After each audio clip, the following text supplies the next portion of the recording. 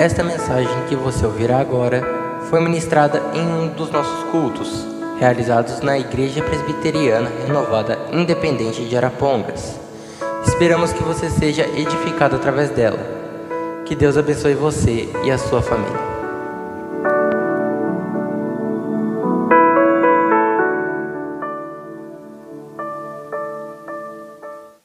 E expressões de louvor à presença de Deus, e louvamos a Deus também pela vida de todos os que estão conosco, que nos visitam, a nossa irmã, também o Éder e sua família, que Deus os abençoe.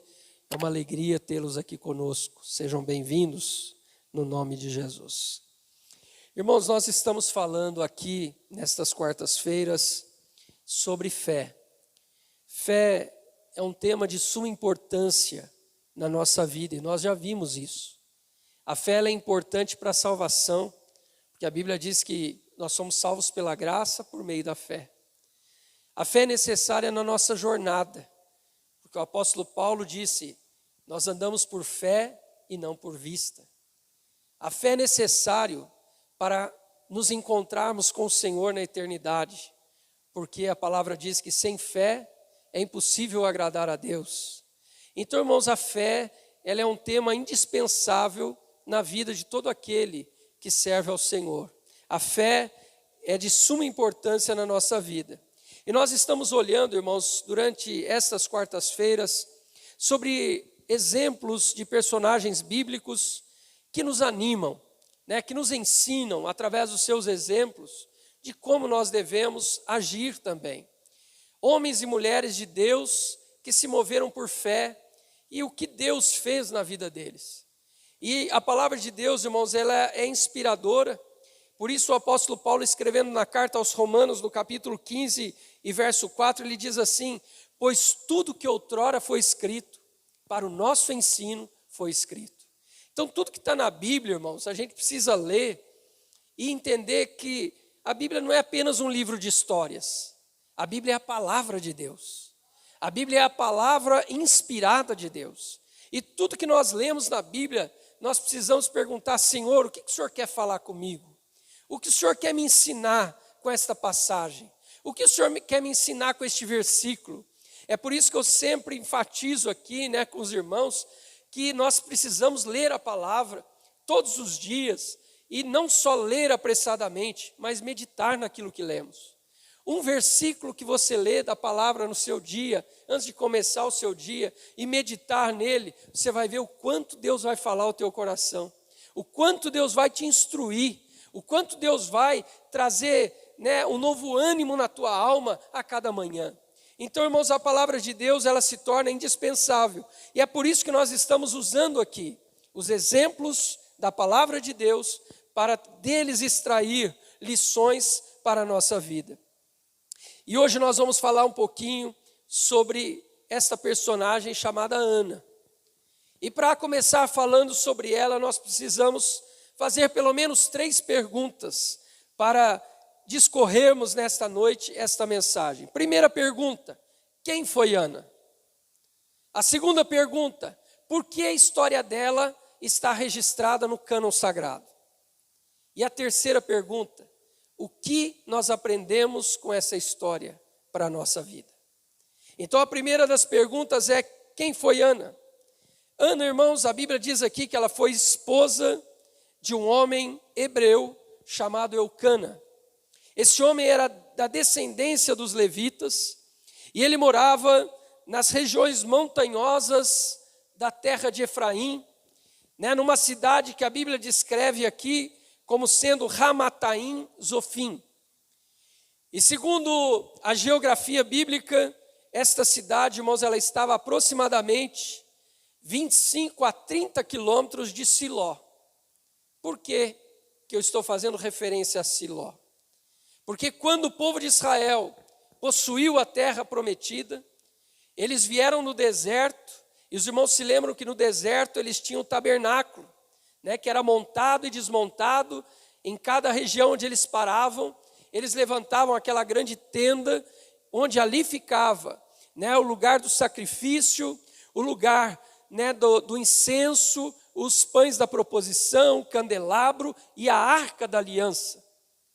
E neste tabernáculo, os levitas exerciam ali o ministério levítico de sacrificar, né, as ofertas ao Senhor. E também, no tabernáculo, uma vez por ano, o sumo sacerdote entrava no Santo dos Santos. E ali era o dia de Yom Kippur, o dia da expiação, o dia da remissão. E ele entrava ali para oferecer os pecados do povo diante de Deus. Irmãos, e Siló, quando o povo conquistou a terra de Canaã, Siló foi a cidade designada para que o tabernáculo fosse edificado ali, fosse montado ali e ali permanecesse.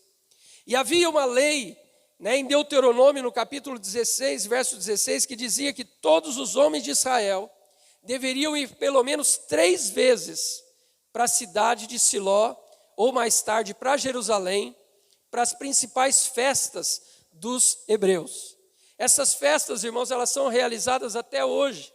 Outro dia eu ainda estava acompanhando um vídeo, não sei se os irmãos já viram aqui, um canal que fala, tem por título Israel com a Aline. Né? Ela é uma israelita, né? Ela é uma brasileira que mora lá há muitos anos em Israel. E esses dias ela estava ainda mostrando as festas das cabanas lá em Jerusalém. Então, irmãos, são festas que acontecem até o dia de hoje lá em Israel. Coisa bonita, assim, né? A tradição que eles conservam com respeito a isso. E essas 3 festas, irmãos, pelo menos nessas 3, todo homem hebreu deveria ir para oferecer sacrifício ao Senhor. A primeira festa era a festa dos pães asmos, ou a festa da Páscoa. Esta festa lembrava a saída do povo de Israel da escravidão do Egito. Então era uma cerimônia de muita alegria para todos os hebreus que se lembravam de como Deus os tirou da escravidão, né, lançando pragas sobre o Egito e tirando o seu povo de lá com mão forte. A segunda festa era a festa das semanas, ou a festa de Pentecostes, que durava um período de 7 semanas. E nesse período de 7 semanas se dava o início da colheita e também o fim da colheita. Então eram 49 dias, né, do início da colheita, onde o povo trazia primeiro as primícias para Deus e depois, no final da festa, eles celebravam o fim da colheita. E a terceira festa, irmãos, era a festa das cabanas, ou a festa dos tabernáculos. O que essa festa lembrava? Todo o povo que agora estava habitando nas suas casas, eles iam para a rua e montavam uma tenda na rua, montavam uma cabana e cobria essa cabana, né, com folhas, né, com folhagens, com galhos de árvores, e eles ficavam ali durante uma semana celebrando o quê? A peregrinação do povo nos 40 anos do deserto. Como Deus cuidou deles, como Deus guardou eles e os levou à terra da promessa. Então a Bíblia não diz, irmãos, em quais dessas ocasiões que Eucana subia, ou se subia em todas elas, mas a Bíblia vai dizer que todos os anos, né, este homem, Eucana, ele subia com a sua família para essa celebração. Mas havia um problema, irmãos, porque Eucana, ele tinha 2 mulheres. Segundo a tradição hebraica, primeiro Eucana se casou com Ana, porque ele a amava. Mas Ana era estéril. E naquele tempo do Antigo Testamento, né, os homens adotaram uma concessão que não foi algo de Deus, mas foi algo que os homens buscaram uma solução. Se um homem casasse com uma mulher estéril e não pudesse gerar filhos, descendentes, ele teria direito, né, a tomar uma segunda mulher para gerar filhos com ela, para que o seu nome pudesse se perpetuar por outras gerações. Nós vemos esse exemplo, por exemplo, na Bíblia, né, lá em Gênesis, no capítulo 16, quando a Bíblia fala sobre Abraão e Sara. Né, Sara era estéril. E quando ela vê e percebe que ela não pode dar filhos a Abraão, ela toma uma serva dela, egípcia, chamada Agar, e ela então entrega essa serva para Abraão, para que Abraão pudesse ter filho com ela. E nós vemos também lá em Gênesis capítulo 30, que Jacó da mesma maneira, ele se casou com Raquel porque ele amava Raquel. Mas Raquel também não lhe dava filhos, também era estéril. E pelo fato dela não lhe dar filhos, ela tomou uma serva dela, chamada Bila, e também deu a Jacó para que ele pudesse também ter filhos com ela. Então, esse procedimento, irmãos, era um procedimento um tanto comum naquele tempo, embora não aprovado por Deus, mas era uma solução que eles haviam encontrado para que os casais pudessem ter descendentes. E nós vamos encontrar na própria Bíblia, aí sim, uma lei bíblica em Deuteronômio 25, que quando um homem morresse sem filhos, né, um dos irmãos deste homem deveria tomar a cunhada como esposa para gerar filhos com ela, para que a descendência do seu irmão também fosse levada adiante. Então a Bíblia estabeleceu, né, o mandamento de Deus estabelecia isso. Para os irmãos terem uma ideia, irmãos, da importância que se dava com respeito à geração de filhos naquele tempo. Era um problema muito sério não ter filhos, porque o filho era o maior patrimônio que alguém poderia ter. Os casais tinham muitos filhos, né? E os filhos significavam o quê? Significavam o sustento da casa, né? Muitos filhos trabalhando, muitos filhos ajudando na terra, no campo. Nós vamos encontrar isso em vários exemplos. Os irmãos imaginem, naquele tempo, sem tecnologia, né? Campos deveriam ser cuidados manualmente, e quanto mais filhos alguém tivesse, mais ele poderia produzir nos seus campos e nas suas terras, né? E nós vamos encontrar isso sempre na palavra, né? A Bíblia falando de filhos pastoreando o rebanho dos pais, né? Filhos cuidando dos campos dos seus pais. Por quê? Porque o filho era uma bênção, né? Considerado lá uma bênção de Deus para ajudar, né? No sustento da família, no sustento da casa. Irmãos, e na vida de Ana, então, isso se tornou um grande problema, porque Ana não podia ter filhos, ela era estéril. E a Eucana, ele tomou aqui a Penina como esposa, e a Penina teve filhos. E a Bíblia vai dizer aqui que todas as vezes que eles subiam a Siló para essas festas, a Penina irritava excessivamente Ana, porque o sacrifício era proporcional ao número dos filhos. Então, imagine os irmãos, a Penina chegando com Eucana para sacrificar, e aí ele contava, olha, 1, 2, 3, 4, 5, ele dava oferta para cada um daqueles filhos. Aí a Penina olhava para Ana e dizia, e você? Onde estão os teus filhos? Você não dá filhos para o teu esposo? E ela irritava. Irmãos, e aquilo que deveria ser um momento de alegria, de festa, porque essas festas, elas lembravam, né, a bênção de Deus sobre a nação, o livramento de Deus sobre a nação, o cuidado de Deus sobre a nação. Então eram festas assim de muita alegria, muita celebração. Imagine Ana na festa, emburrada lá no canto. Era isso que acontecia. Porque a Bíblia diz que quando a Penina irritava, Ana chorava, ela perdia o apetite, ela não comia e ela ficava ali amargurada, com o coração angustiado, porque ela sentia, né, como se ela tivesse realmente um problema muito sério, muito grave, por não poder gerar filhos ao seu esposo. Mas a Bíblia vai nos dizer, irmãos, que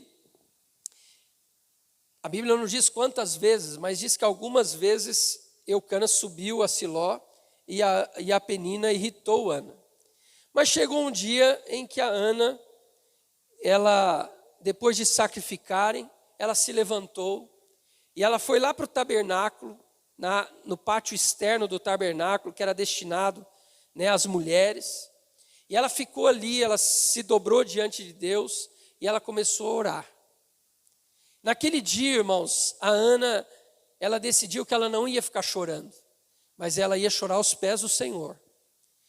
Toda vez que ela chorava, a Bíblia diz que Eucana perguntava para ela, por que choras? Eu não tenho sido um bom esposo para você? Por que você está chorando? Por que você não quer comer?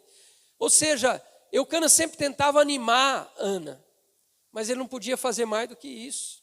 Ele só trazia uma palavra de ânimo, mas isso não resolvia.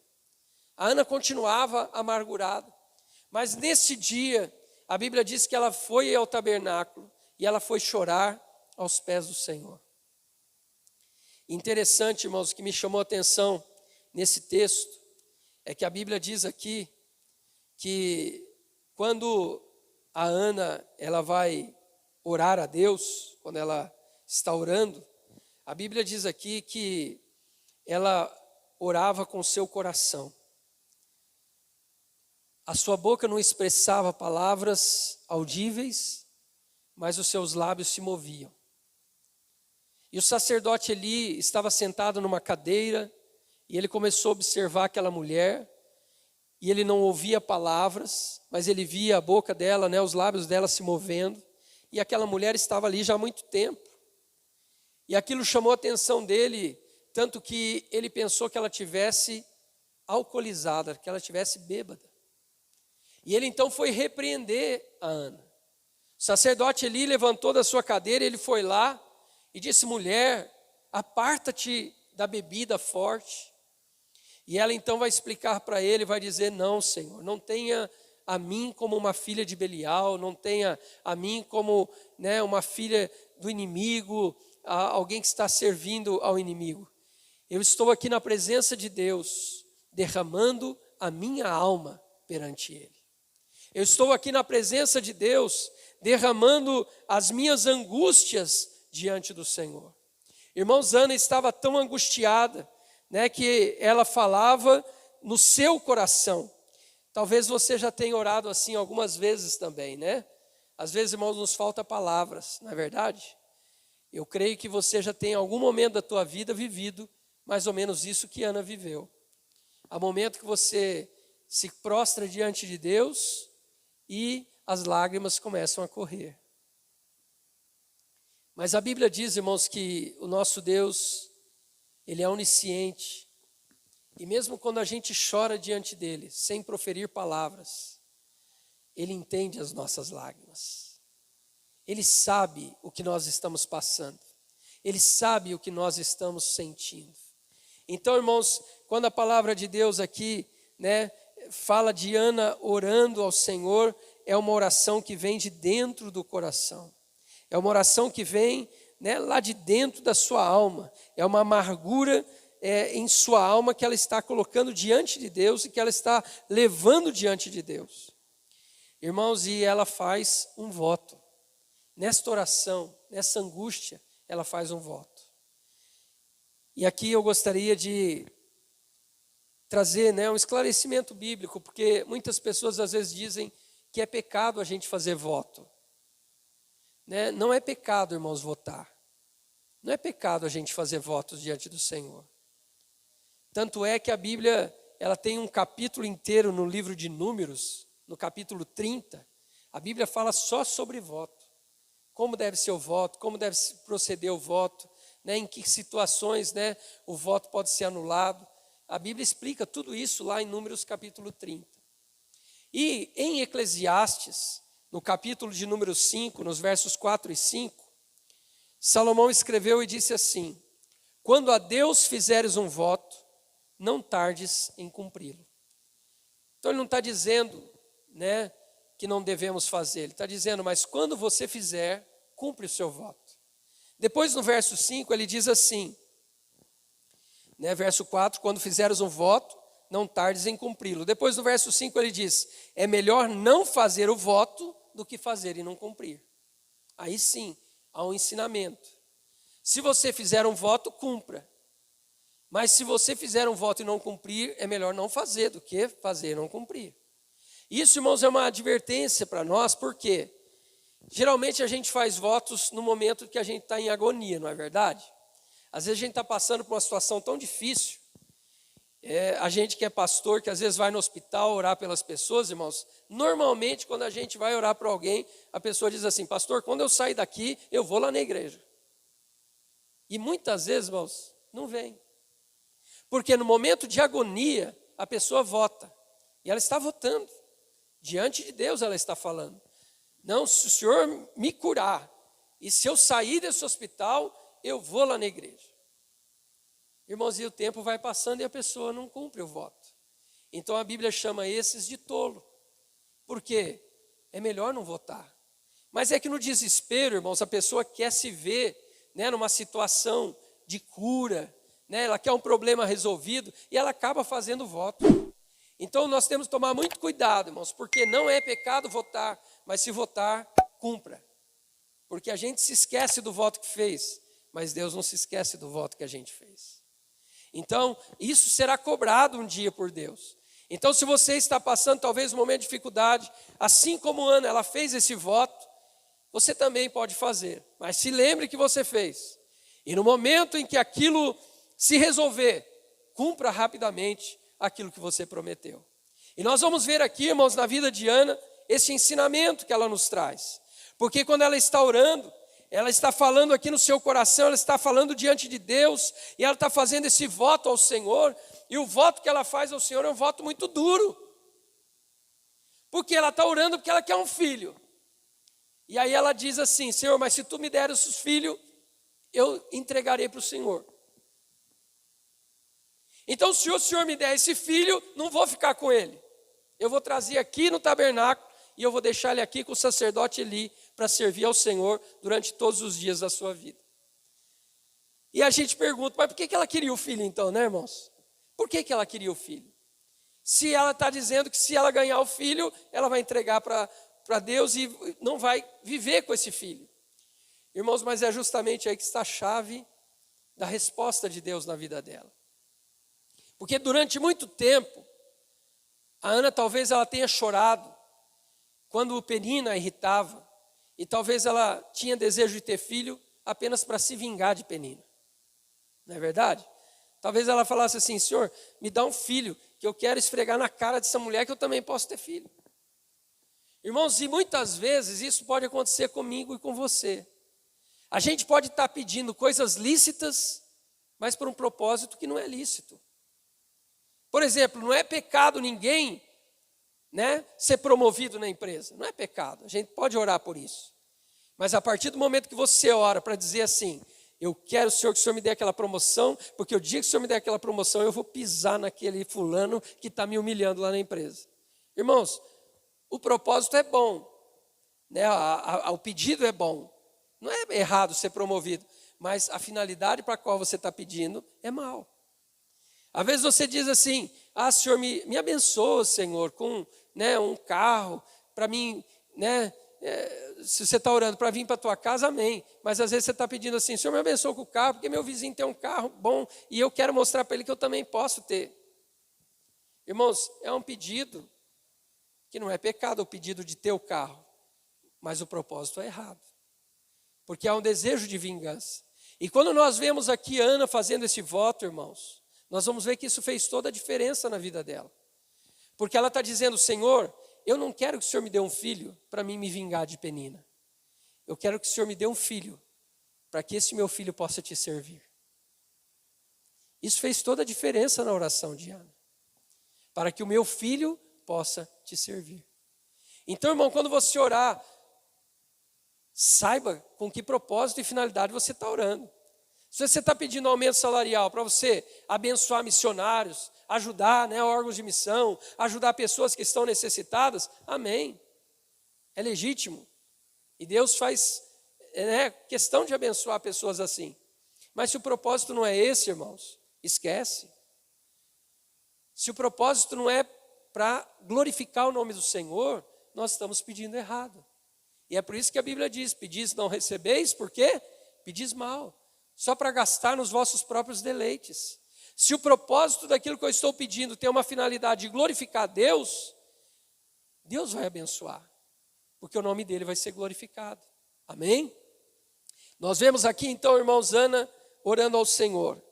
E quando o sacerdote Eli então conversa com esta mulher e fica sabendo que ela está orando e que ela está derramando diante de Deus a sua alma, ele diz assim para ela: mulher, vá em paz, e que o Deus de Israel te conceda o que você pediu. Irmãos, essa palavra de Eli me chama a atenção, porque Eli, ele não é profeta, ele é sacerdote. E os irmãos sabem qual que é a diferença do profeta e do sacerdote? O sacerdote, ele leva a causa dos homens a Deus. Ele leva as orações dos homens para Deus. Esse é o sacerdote. E o profeta? o profeta traz a palavra de Deus para os homens. E Eli, ele não é profeta, ele é sacerdote. Tanto que ele não está entregando uma profecia para ela. Ele está fazendo uma intercessão. Veja que ele não está dizendo para Ana, mulher, vá em paz, porque Deus vai cumprir o que você pediu. Ele não está falando isso. Ele está dizendo, mulher, vá em paz, e que o Deus de Israel conceda para você aquilo que você está pedindo. Ou seja, ele entra aqui como intercessor. Ele está dizendo, mulher, vá em paz, que eu estou te ajudando em oração, para que Deus faça na tua vida o que você está pedindo. Então, irmãos, não era uma profecia, não era uma certeza, mas ela abraçou aquilo como sendo uma resposta de Deus. E a Bíblia vai dizer, irmãos, que quando ela ouve essas palavras, ela se levanta, e a Bíblia diz que ela segue o seu caminho. Aquilo que muitas vezes fez Ana ficar paralisada, quando ela era irritada pela Penina, ela só chorava, ela não comia, a sua vida parava no tempo. Agora a Bíblia diz que ela ouve a palavra do sacerdote Eli, e a primeira coisa que ela faz é seguir o seu caminho. Ela não está deixando que a irritação de Penina faça ela parar no seu propósito, mas ela está dizendo, ainda que ela esteja me irritando, a minha vida segue. A minha vida segue. Irmãos, e esse é outro ensinamento que Deus traz para mim e para você nessa noite. Quantas vezes alguém irrita você, traz uma palavra de ofensa contra a tua vida, e isso faz você parar na sua vida. Você chora, você desiste dos seus projetos, você desiste dos seus planos, você desiste daquilo que Deus traçou para a sua vida, você desiste do chamado que Deus colocou para você, por causa de uma palavra, por causa de uma ofensa, por causa de algo que alguém fez na sua vida. Irmãos, e em nome de Jesus, eu quero te dizer que nesta noite, não deixa que essas coisas parem você. Não permita que essas palavras parem você. Haja como Ana, ainda que as pessoas estejam me trazendo palavras de desânimo, ainda que alguém esteja dizendo, você não vai a lugar nenhum, o seu ministério não vai para frente, a sua vida não vai para frente, siga o seu caminho, sabendo que Deus está cuidando de você. Deus é um Deus que peleja as nossas causas, nós não estamos sozinhos, mas nós temos um Deus que é fiel para fazer tudo aquilo que Ele quer realizar na nossa vida. Nós vemos então Ana se levantando, e ela se levanta, e ela vai. A Bíblia diz, Ana seguiu o seu caminho, verso 18. Comeu, e o seu rosto já não estava mais abatido. Irmãos, Ana chegou aquele dia ali tão triste, tão amargurada, mas ela caiu aos pés do Senhor, ela derramou sua alma diante de Deus, ela recebeu uma palavra de intercessão do sacerdote Eli. Isso foi suficiente para Ana. A Ana se levantou, ela seguiu o seu caminho, ela comeu e ela estava com semblante alegre. Ela estava alegre. E sabe, irmãos, o que essa palavra nos ensina? Que lição gloriosa essa palavra nos traz. A palavra de Deus nos diz em Romanos 8, irmãos, duas coisas sobre oração e clamor que a Ana não conhecia, que ela viveu antes do Novo Testamento, mas eu e você conhecemos.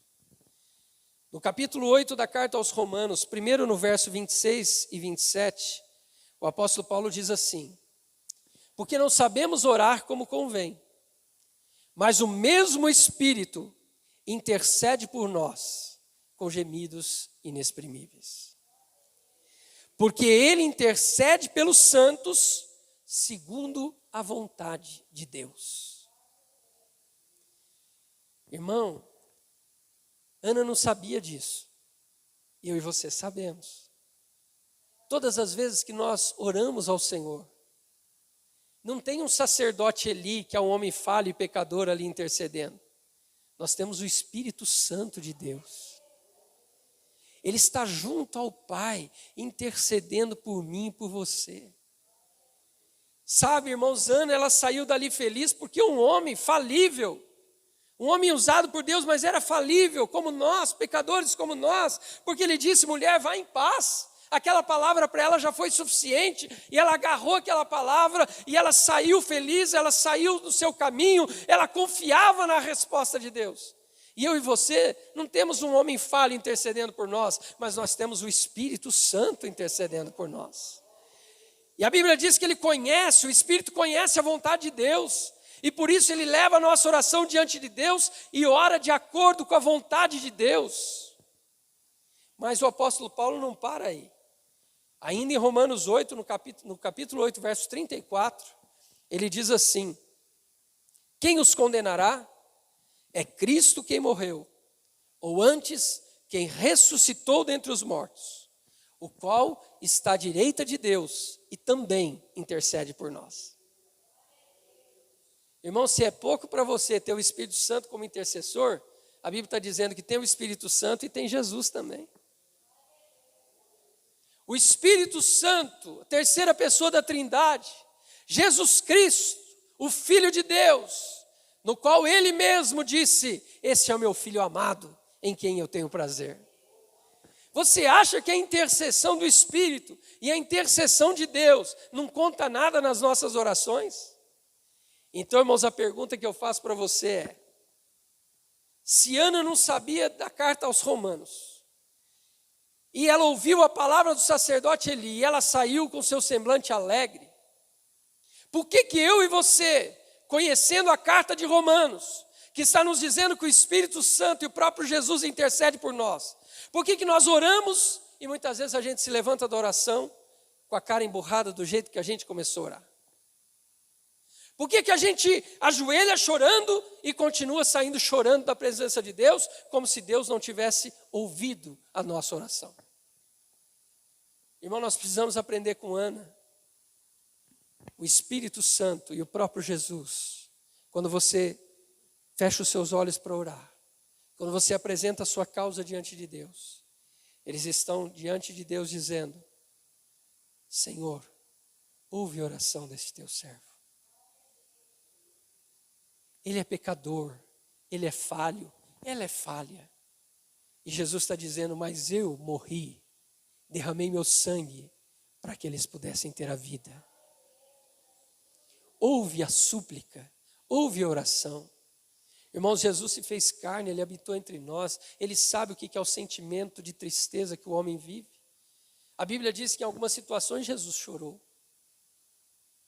porque Ele sentiu no seu coração a tristeza por causa da consequência do pecado. Ele viu o homem devastado, esta imagem e semelhança de Deus. Ele viu esse homem cometendo coisas que eram inimagináveis. E Jesus sentiu isso no seu coração. Então Ele sabe, irmãos, interceder. A carta aos Hebreus diz: porque não temos um sumo sacerdote diante de Deus que não conheça as nossas aflições, mas um que, como nós, em tudo foi tentado, mas sem pecado. Nós temos esse intercessor diante de Deus. Irmãos, e nesta noite eu quero finalizar dizendo para você, né? Por que eu e você, muitas vezes, oramos a Deus, mas não saímos da presença de Deus como Ana saiu? Eu quero que você tome essa palavra para você nessa noite.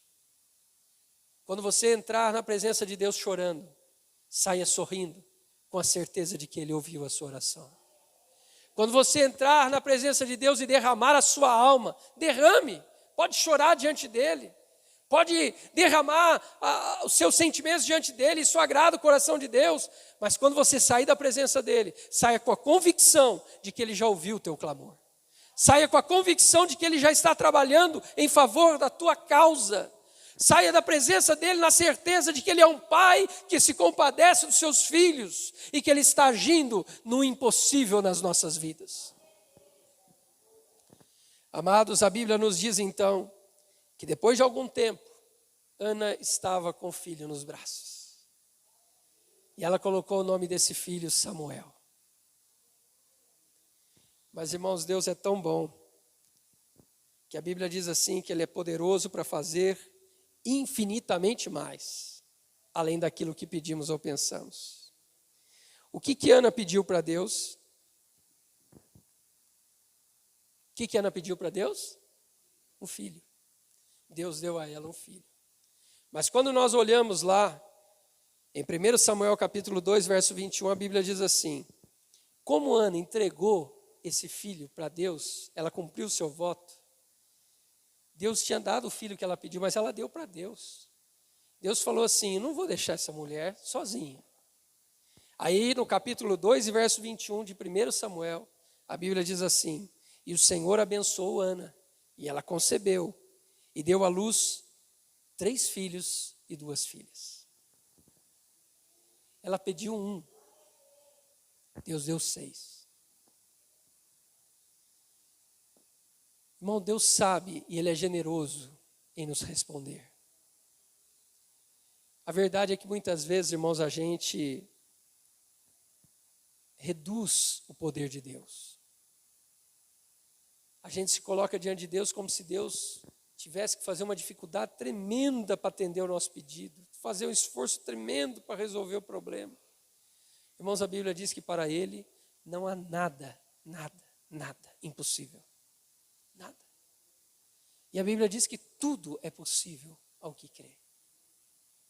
Então, se eu e você estamos diante do Senhor, estamos pedindo algo, irmão, creia, porque Ele é poderoso para fazer. Não só o que eu e você estamos pedindo, mas infinitamente mais. Infinitamente mais. Eu fico maravilhado, irmãos, quando eu olho a palavra de Deus e a gente começa a meditar muitas vezes, né, a Bíblia falando sobre o exército de estrelas que Deus chama pelo nome. Irmãos, a ciência hoje com toda a tecnologia, eles estimam que há trilhões de estrelas. E Deus chama cada uma pelo seu nome. Irmãos, há estrelas que são 100 vezes, 1000 vezes o tamanho da Terra. E Ele se importa com nós, que somos poeira nesse universo. Nós somos menos do que poeira. E Ele enviou o seu Filho para morrer, para nos trazer vida e vida com abundância. Agora, se Ele deu o seu Filho, o apóstolo Paulo pergunta, se Ele entregou o seu próprio Filho, como Ele não dará para nós todas as coisas? Que nós possamos, irmãos, sair daqui nesta noite aprendendo com Ana. Leve aos pés do Senhor. Clame a Ele, mas creia que Ele é poderoso. Como eu disse aqui, irmãos, a fé verdadeira, ela não duvida. Se eu e você estamos orando por algo e ainda temos dúvida, é porque falta fé. Falta fé. Há um exemplo, que eu quero encerrar com esse exemplo. Uma igreja no interior, há muitos anos atrás, num sítio, estava orando por chuva. Os irmãos daquela igreja, uma igrejinha no campo, eles estavam orando por chuva porque estava tendo uma escassez muito grande, tempo sem chuva, né, a agricultura sofrendo. E os irmãos falaram, irmãos, vamos fazer uma campanha na igreja para chuva, para Deus mandar chuva. Irmãos, e um dos menininhos, filho de uma daquelas famílias da igreja, antes de sair para o culto de oração, ele pegou o guarda-chuva na mão. E o pai olhou para o menino e disse, menino, para que guarda-chuva se já faz 3 meses que não chove? Ele falou, mas nós estamos indo orar para quê? Irmãos, é por isso que a Bíblia diz, se a gente não for como criança, a gente não vai herdar o reino de Deus. Fé incondicional. A fé não duvida. Se você já apresentou diante de Deus, creia que Deus já ouviu e que Ele vai responder. Muitas vezes, irmãos, não é do jeito que a gente pediu, mas pode ter certeza que é melhor do que a gente pediu. Às vezes a gente ainda está pedindo meio errado, aí o Espírito Santo entra no meio da conversa e corrige, fala, pai, ele está pedindo isso, mas na verdade é isso que ele precisa. E aí Deus vai dar o melhor. Amém? Deus vai dar o melhor. Vamos nos colocar em pé.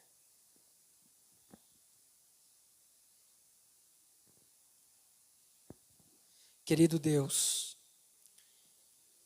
estamos aqui, Senhor, mais uma vez na Tua presença. Te louvamos por esta oportunidade que temos, pela liberdade de podermos estar aqui, Senhor, nesta igreja, de portas abertas, adorando o Teu nome. Senhor, nós te louvamos pela provisão, te louvamos, ó Deus, por tudo aquilo que o Senhor tem nos dado. O pão de cada dia que não nos tem faltado à mesa. Senhor, um abrigo. Senhor, todos nós temos sido abençoados abundantemente pelo Senhor. Pai querido, mas muitas vezes temos causas que trazemos diante de Ti. Ó Deus, assim como Ana, ó Deus, ela também, Senhor, estava sofrendo, seu coração estava angustiado. Senhor, e ela ficou tanto tempo sofrendo, ó Deus, com as irritações de Penina, até que ela resolveu levar diante do Senhor. Deus, quantas vezes nós também estamos segurando, guardando em nosso coração, nosso sentimento, ofensas, mágoas, ó Deus, palavras que disseram para nós há tanto tempo e nós ainda estamos carregando, Senhor. Ajuda-nos a entregar tudo para o Senhor e a dizer, Senhor, eu sei que o Senhor está cuidando da minha vida. Senhor, e que nós possamos, como Ana, sair da Tua presença, Senhor, seguir o nosso caminho, seguir, Senhor, a nossa jornada, ó Deus amado, e estarmos, ó Deus, com o nosso semblante alegre, porque temos um Deus que trabalha por nós. A Tua palavra diz, Senhor, lançando sobre Ele toda a vossa ansiedade, porque Ele tem cuidado de vós. Senhor, que toda ansiedade nesta noite seja depositada aos Teus pés.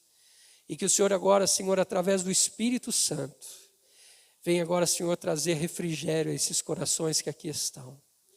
Se alguém entrou aqui nesta noite, Senhor, carregado pelo desânimo, pela angústia, pela amargura, pelas ansiedades da vida, Pai, em nome de Jesus, que o Teu Espírito Santo agora arranque, ó Deus, e coloque, Senhor, a Tua paz nesses corações.